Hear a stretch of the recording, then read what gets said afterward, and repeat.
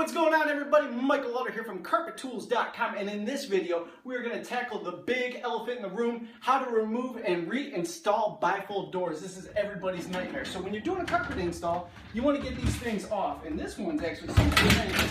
So we're just going to get that out of the way, brother, so we can show you how to pop it back on. But ideally, how to take these off: open them all the way up like this, one hand here, one hand on the inside, up, swing out, you're done. Boom. So you do your full carpet install, everything's good, you're done, you tuck around the tabs. Here's the tricky part. Now we're going to put this back on. 2 tabs at the top. That's where you get your Jedi skills on. Grab the door, and you have a track right here with a little tiny hole in it, and those all vary, and then you have a little hole here. So the goal is, I'm going to slide these over.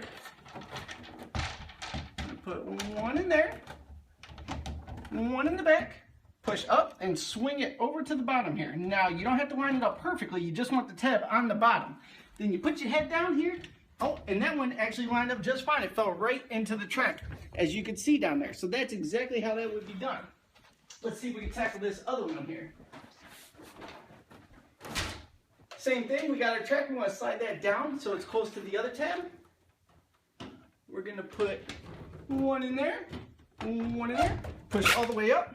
Swing it forward, feel that tab hit the track at the bottom, then you come down, boom. You heard that drop into place? Now the ultimate test. Do they open and close? So that one closed just fine.